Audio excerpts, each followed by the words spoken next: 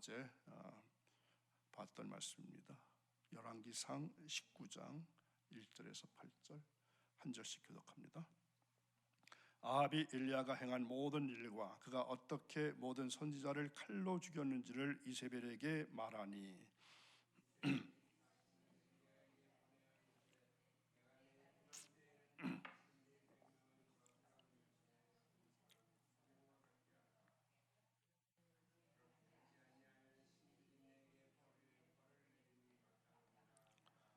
그가 이 형편을 보고 일어나 자기의 생명을 위해 도망하여 유다에 속한 부엘세바에 이르러 자기의 사환을 그곳에 머물게 하고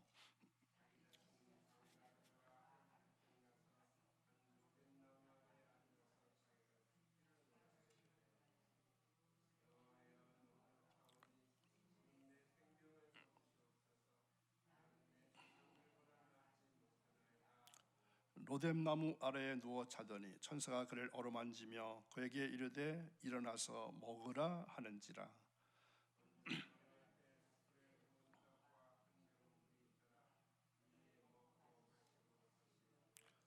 여호와의 천사가 또다시 와서 어루만지며 이르되 일어나 먹으라, 내가 갈 길을 다 가지 못할까 하노라 하는지라.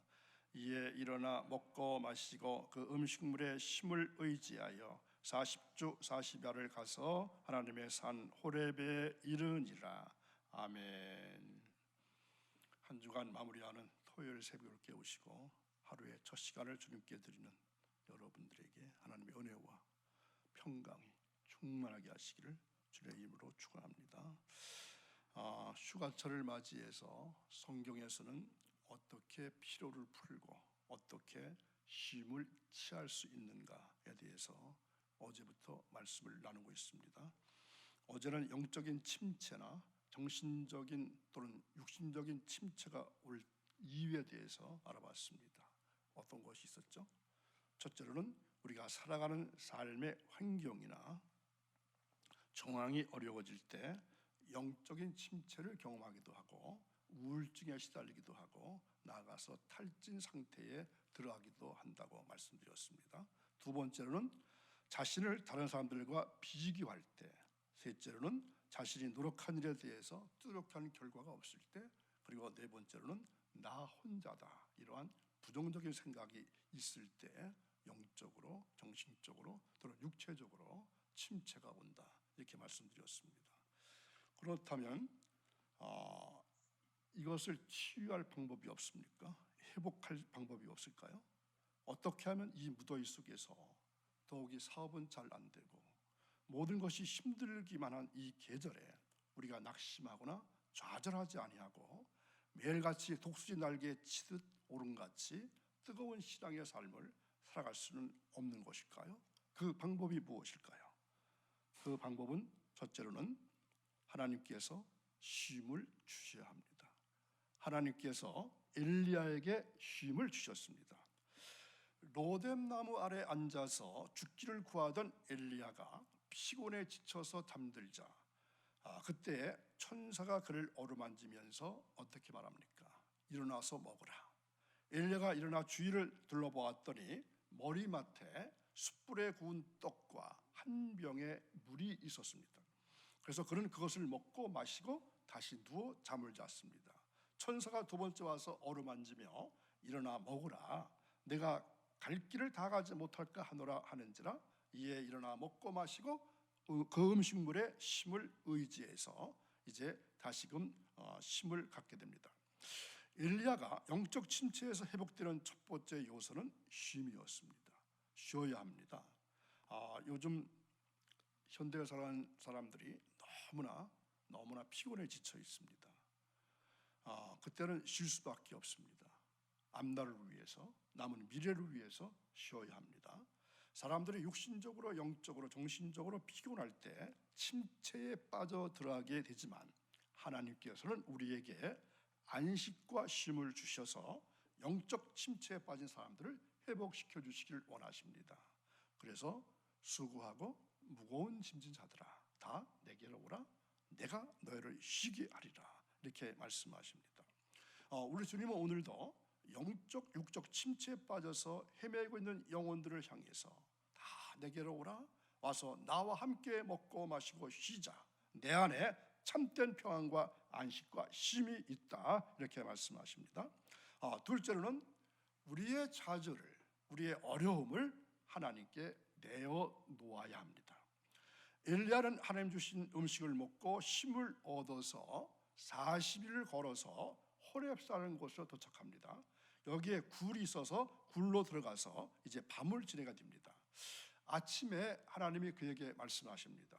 엘리야야, 네가 어찌하여 여기 있느냐? 엘리야는 내가 3년 동안이나 열심히 하나님의 일을 했고 노력을 다 기울였어도 이스라엘 백성들이 돌아오지 않고 여전히 우상을 섬깁니다. 하나님의 선지자들을 죽이고 나만 남았는데 나마저 죽이려 해서 내가 이러고 있습니다. 이렇게 대답합니다. 그런 자신의 마음속에 있는 자신의 모습을 그대로 다 쏟아놓았습니다. 엘리야의 불평에 하나님은 전혀 놀라지 않으시고 새로운 사명을 허락해 주셨습니다.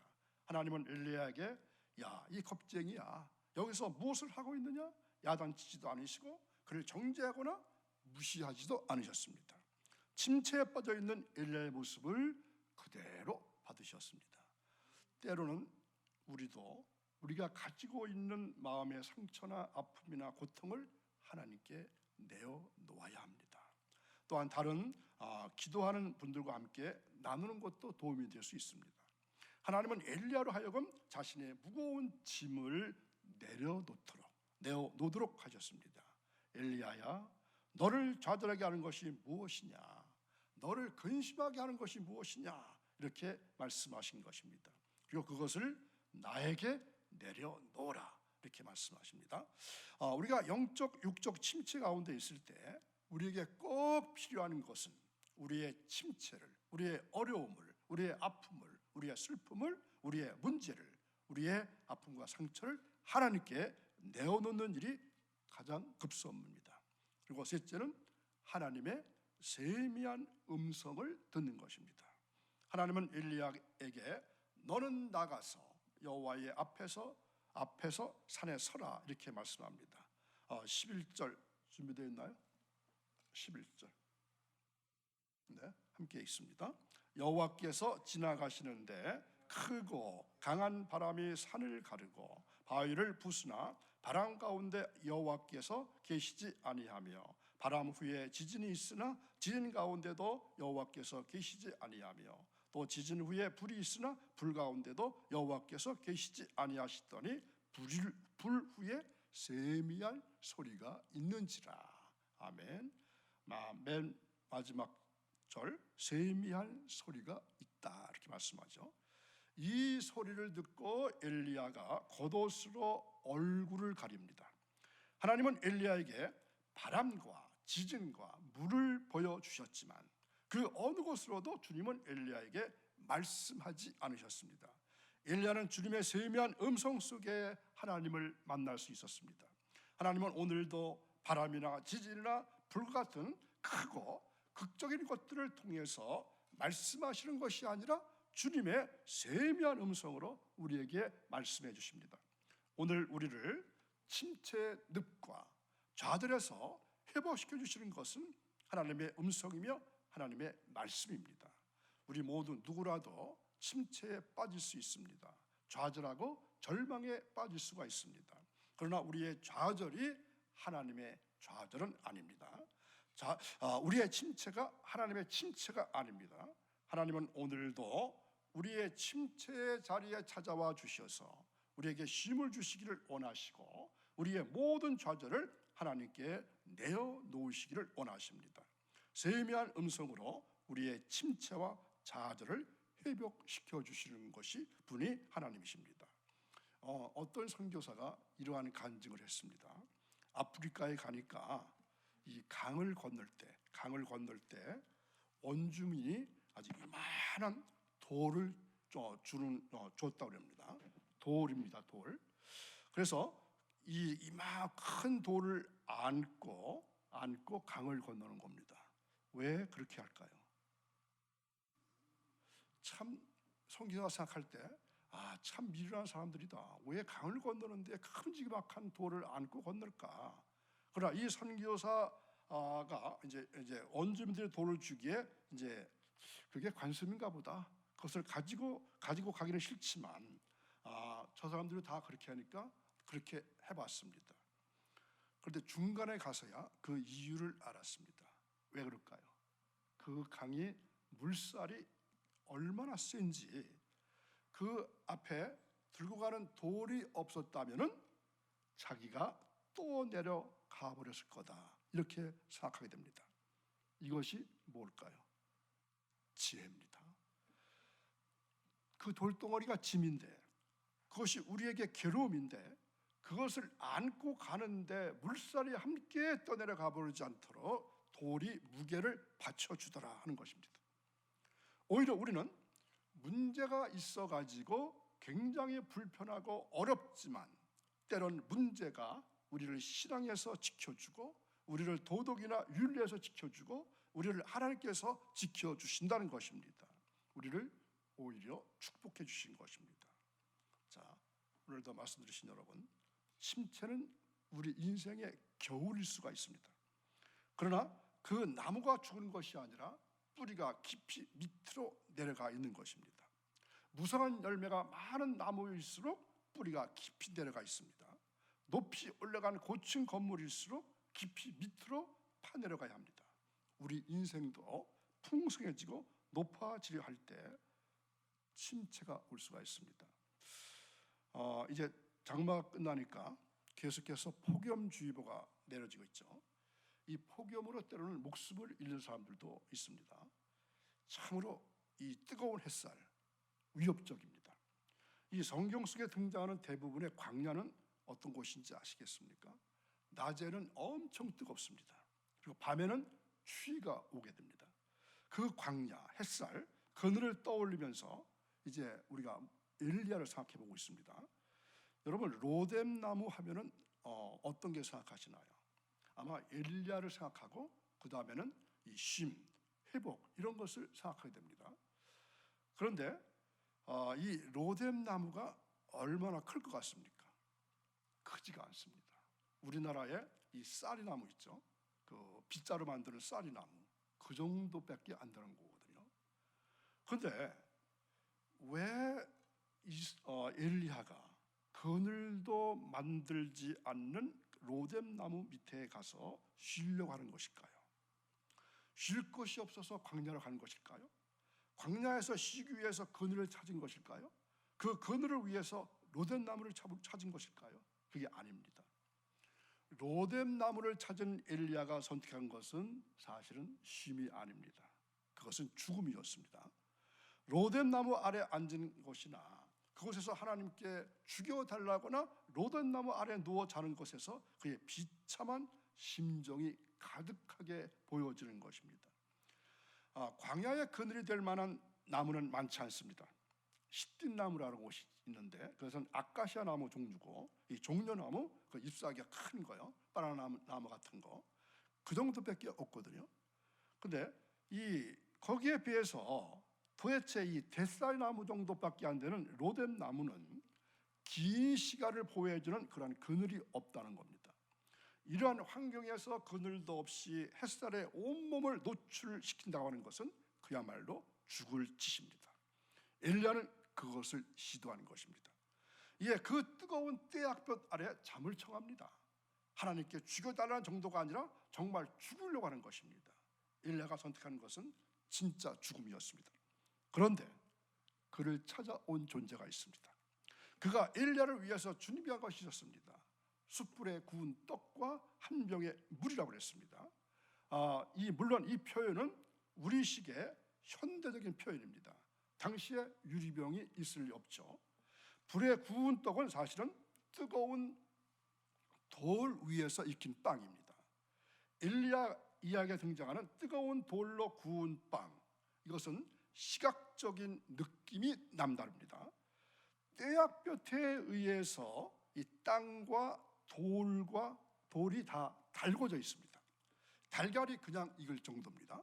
이 숯불에 달궈진 돌이 아니라 태양열로 달궈진 그 뜨거운 돌 위에 빵이 익어가는 풍경을 한번 생각해 보십시오. 엘리야가 홀로 광야로 걸어 들어가서 로뎀 나무 곁에 있는 것은 쉼을 위한 것이 아니라 죽음의 시도였습니다. 엘리야가 죽기 위해 찾았던 땅, 봄에서 여름 사이는 어느 정도의 온도가 올라가냐면 약 50도까지 올라가도록 합니다. 그 뜨거운 광야입니다. 이 죽겠다고 누워버린 엘리야, 그는 서서히 죽어가고 있었습니다. 엘리야의 그 뜨거운 고통의 마음은 타오르고 타들어가고 점점 불이 꺼집니다. 그 순간 태양볕에 달궈진 뜨거운 돌에 익어가는 빵은 생명으로 냄새가 가득합니다. 그 돌 위에 빵을 구워온 느낌, 어떤 느낌이 드시나요? 그런 절박함과 절망 가운데 있던 엘리야에게 하나님은 천사를 통해서 그늘과 먹을 것과 마실 것을 제공하십니다. 삶의 막바지까지 스스로 내달렸던 엘리야와 함께 하셨습니다. 엘리야의 행동을 두고 시시비비를 가리기 위해서 그것까지 찾아오신 것이 아니셨습니다. 그냥 그 곁에 엘리야 곁에 같이 계셨습니다. 그의 우편에서 그늘이 되어주셨습니다. 그에게 빵이 되어주셨습니다. 하나님은 그 광야 죽음의 자리에도 임마누엘 되셨습니다. 임마누엘은 하나님이 나와 동행하신다, 함께 하신다, 이러한 뜻입니다. 우리는 어떻게 쉼을 얻어야 합니까? 하나님께서 쉼을 주셔야 합니다. 우리의 좌절을 하나님께 내어놓아야 합니다. 그리고 하나님의 세미한 음성을 들어야 합니다. 자, 오늘도 귀한 말씀 들으신 여러분, 우리 인생에 오는 모든 침체, 정신적이든 육체적이든 또는 내 사업적이든 우리 가정 모든 어떤 침체 속에서도 주 그리스도를 의지하시고 믿음으로 이 침체를 벗어나서 더 높은 곳에서 더 풍성한 곳에 이를 수 있는 여러분 모두가 되시기를 주님의 이름으로 축원합니다. 이 373장 그 어르신들은 전에 많이 부르셨죠. 아마 요즘 사람들은 잘 부르지 않는데 오늘 이 찬송을 이 말씀과 곁들여서 찾아봤습니다. 자, 오늘 토요일입니다.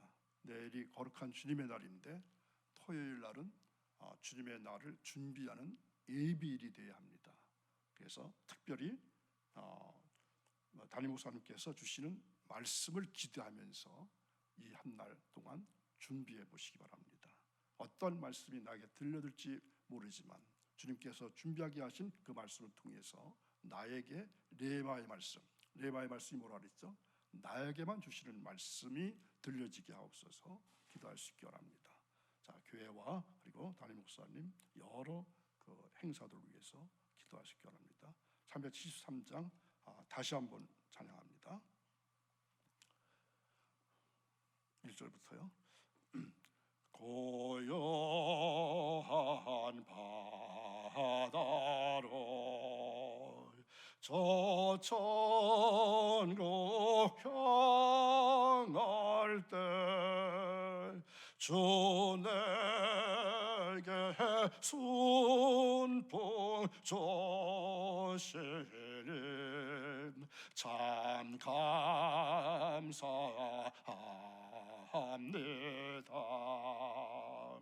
큰 물결이 일어나 나 쉬지 못하나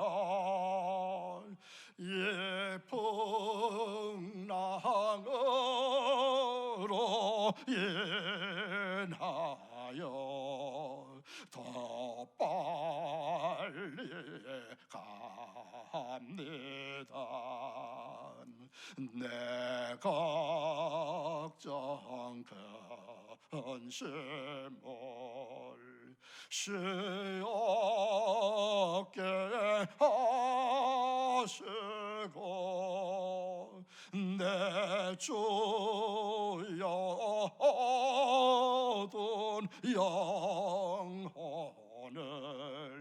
곧 밝게 하소서. 이 세상 허락한 주 뜻을 본받고 내 몸에 이제 없을 때 큰 믿음 주소서.